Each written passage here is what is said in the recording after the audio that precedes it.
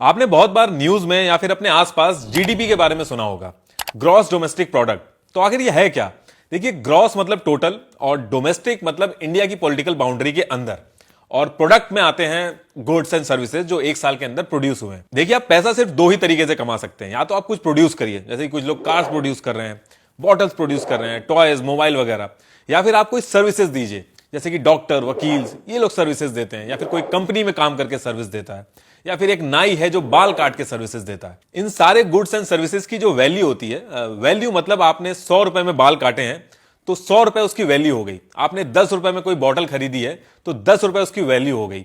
तो एक साल के अंदर ये जितने भी गुड्स एंड सर्विसेज की वैल्यू होती है विद इन अ कंट्री, उसको जीडीपी बोलते हैं।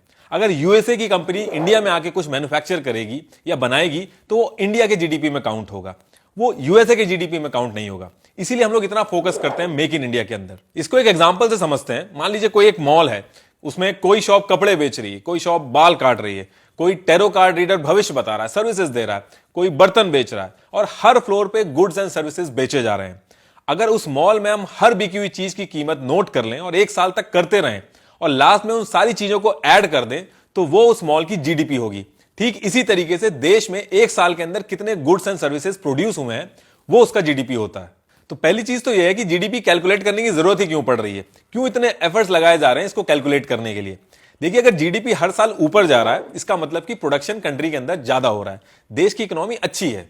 और अगर जीडीपी हर साल नीचे जा रहा है तो इसका मतलब कि देश के अंदर goods and services come produce हो रहे हैं। जब कम प्रोडक्शन होता है तो सेलिंग भी कम होती है, और जब कम सेलिंग होगी तो इसका मतलब कि जो बिजनेसेस हैं वो कम पैसा कमाएंगे, और कम पैसा कमाने का मतलब है कि लोगों की परचेजिंग पावर कम हो रही है, इकोनॉमी डाउन हो रही है। जीडीपी से हमें अपने देश की इकोनॉमिक हेल्थ का पता चलता है, उसी के बेसिस पे गवर्नमेंट्स अपनी पॉलिसीज बनाती हैं। जब जीडीपी का डेटा आता है तो हमें अपनी शॉर्ट कमिंग्स का पता चलता है, और बिना शॉर्ट कमिंग्स को पता करे हम उनको सुधार नहीं सकते हैं। पूरे वर्ल्ड में यूएसए की जीडीपी नंबर 1 पे है। यूएसए की जीडीपी अराउंड $22.99 ट्रिलियन है, और सेकंड पे चाइना है with the economy of $18 trillion, और इंडिया की इकोनॉमी $2.6 ट्रिलियन है, और ये चेंज भी होती रहती है। अब आप सोच रहे होंगे कि ये कैलकुलेट कैसे होता है। अब कोई कंपनी है, उसने एक जगह से बैटरी खरीदी, दूसरी जगह से चिप खरीदी और मोबाइल बना के बेच दिया, तो वो जो बैटरी खरीदी है उसका प्राइस जीडीपी में ऐड होगा कि नहीं? और अगर उसका प्राइस ऐड होगा तो जो फाइनल मोबाइल बेचा जाएगा उस पर्टिकुलर मोबाइल का प्राइस जीडीपी में ऐड होगा कि नहीं? और अगर दोनों का प्राइस जीडीपी में ऐड होगा तो एक बैटरी का प्राइस 2 बार काउंट हो रहा है जीडीपी में। तो इससे जो हमारी जीडीपी के थ्रू प्रोडक्शन कैलकुलेट करने का जो प्रोसेस है वो गलत हो जाएगा। एक एग्जांपल से आपको समझाता हूं। मान लीजिए मुझे ऑमलेट खाना है, मैं मार्केट में जाके एग खरीदता हूं, तो उसका जो प्राइस होगा वो जीडीपी में ऐड होगा। लेकिन वहीं पे अगर एक कोई बेकरी वाला है, वो जाके एग खरीदता है क्योंकि उसको केक बनाना है बेचने के लिए, तो वो जो एग का प्राइस होगा वो ऐड नहीं होगा, बल्कि वो जो फाइनल प्रोडक्ट है, जो फिनिश प्रोडक्ट है केक, उसका प्राइस जीडीपी में ऐड होगा। इसी तरीके से हर प्रोडक्ट के लिए होता है। इन सारी चीजों का हिसाब सेंट्रल स्टैटिस्टिक्स ऑफिस रखता है कि कौन सी चीज बिजनेस ओनर पे करके ले रहा है और कौन कंज्यूमर खरीद रहा है। इसमें वो प्रोडक्ट काउंट होते हैं जो प्रोड्यूस होके बिके हैं। अब मैं अपने घर पे लकड़ी का कोई प्रोडक्ट बना लूं और अपने घर पे रख लूं तो वो जीडी के प्रोडक्शन में काउंट नहीं होगा। जीडीपी दो ही केस में बढ़ता है। पहला तो यह है कि प्रोडक्शन ज्यादा से ज्यादा हुआ हो गुड्स एंड सर्विसेज का, और दूसरा केस यह भी हो सकता है कि प्रोडक्शन उतना ना हुआ हो लेकिन प्राइसेस बढ़ गए हों।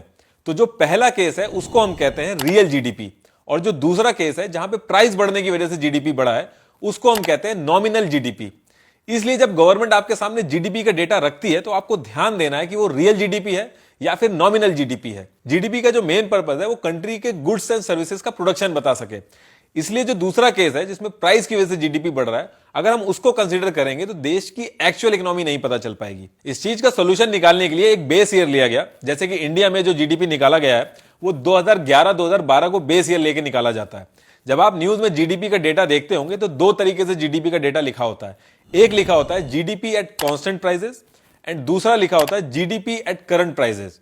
जीडीपी एट कांस्टेंट प्राइसेस जहां लिखा होता है उसका मतलब कि 2011 को बेस ईयर लिया गया है।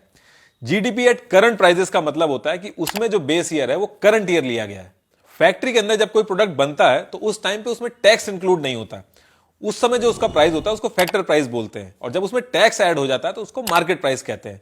2015 से पहले जीडीपी फैक्टर प्राइस से कैलकुलेट होता था और उसके बाद से मार्केट प्राइस से कैलकुलेट हो रहा है। एक घर है जिसमें 4 लोग हैं और उस घर की आमदनी 100 रुपए है, और दूसरा घर है जिसकी आमदनी 120 रुपए है लेकिन घर में 20 लोग हैं। तो भले ही दूसरे घर की ज्यादा आमदनी हो लेकिन पहला घर ज्यादा अच्छे से चल पाएगा। यूके और इंडिया का जीडीपी ऑलमोस्ट सेम है, लेकिन आईएमएफ और वर्ल्ड बैंक पॉपुलेशन की वजह से यूके को ज्यादा अच्छा मानता है। यूके और इंडिया का जीडीपी तो सेम है, लेकिन जीडीपी पर कैपिटा में बहुत ज्यादा फर्क है। यूके का पर कैपिटा 40,000 तक जाता है और इंडिया का पर कैपिटा 1900 के अराउंड रहता है। जीडीपी कैलकुलेट करने के लिए कई सारे फॉर्मूले हैं, GDP by expenditure, by income, by production, लेकिन इन सब चीजों में आपको घुसने की जरूरत नहीं है, वो फाइनेंशियल एक्सपर्ट्स का काम है। लेकिन गवर्नमेंट जब आपके सामने जीडीपी का डेटा रखती है तो कुछ चीजों का ध्यान आपको रखना है, जैसे कि nominal GDP, real GDP, GDP at constant price है या फिर जीडीपी एट करंट प्राइस है। जीडीपी दो तरीके से कैलकुलेट होता है, एक एनुअली और एक क्वार्टरली। एक साल में 4 क्वार्टर होते हैं और जो पहला क्वार्टर होगा वो पिछले साल के पहले क्वार्टर से कंपेयर होगा, ताकि हम बरसात के प्रोडक्शन को लास्ट ईयर के बरसात के प्रोडक्शन से कंपेयर कर सकें। अब 2020 में कोरोना की वजह से थर्ड क्वार्टर का जीडीपी रेट बहुत नीचे चला गया था, 0.4% तक। अब नेक्स्ट ईयर थर्ड क्वार्टर को सेम मंथ से कंपेयर करा जाएगा तो थोड़े से भी प्रोडक्शन से जीडीपी रेट ऊपर पहुंच जाएगा, क्योंकि कोरोना टाइम में बहुत नीचे था। तो जरूरी नहीं है कि हर बार प्रोडक्शन की वजह से ही जीडीपी ग्रोथ रेट ऊपर जाए। जीडीपी रेट एक बहुत ही सिंपल तरीके से कैलकुलेट होता है। अगर पिछले साल थर्ड क्वार्टर में जीडीपी 100 था और फिर इस साल थर्ड क्वार्टर में जीडीपी 105 है, तो जीडीपी रेट होगा 5%। देखिए, जीडीपी की लिमिटेशंस भी हैं, इसमें इनफॉर्मल सेक्टर के डेटा को जोड़ना बहुत ही मुश्किल है और इंडिया में मैक्सिमम सेक्टर अनऑर्गेनाइज्ड है। दूसरी दिक्कत इसमें यह रहती है, शेल कंपनीज जो एक्चुअल में गुड्स और सर्विसेज प्रोड्यूस नहीं करती हैं, सिर्फ मनी लॉन्ड्रिंग और टैक्स बचाने के लिए ही खुलती हैं, जिन्हें शेल कंपनी कहते हैं, जीडीपी में काउंट हो जाती हैं। और क्योंकि गवर्नमेंट का फायदा होता है इसे ऐड करने में, तो वो इसको ऐड कर लेती हैं, इस पर कार्रवाई नहीं करती हैं। 2019 में एमसीए की रिपोर्ट आई तो पता चला कि 36% कंपनीज शेल कंपनीज हैं, मतलब कि ये बस टैक्स दिखा रही हैं, मनी लॉन्ड्रिंग कर रही हैं और एक्चुअल में कोई सर्विसेज या फिर गुड्स प्रोड्यूस नहीं कर रही हैं, लेकिन इनका डेटा फिर भी जीडीपी में काउंट हुआ। तो इस तरीके की ट्रिक्स हर गवर्नमेंट करती है अपने जीडीपी के डेटा को ऊपर करने के लिए। अगर जीडीपी बढ़ेगा तो अनएम्प्लॉयमेंट कम होगा, और क्योंकि गवर्नमेंट जीडीपी डेटा को सही से नहीं रखती है, और यही रीजन है कि इंडिया पहली ऐसी कंट्री है जहां पे जीडीपी का रेट भी बढ़ रहा है और अनएम्प्लॉयमेंट रेट भी बढ़ रहा है।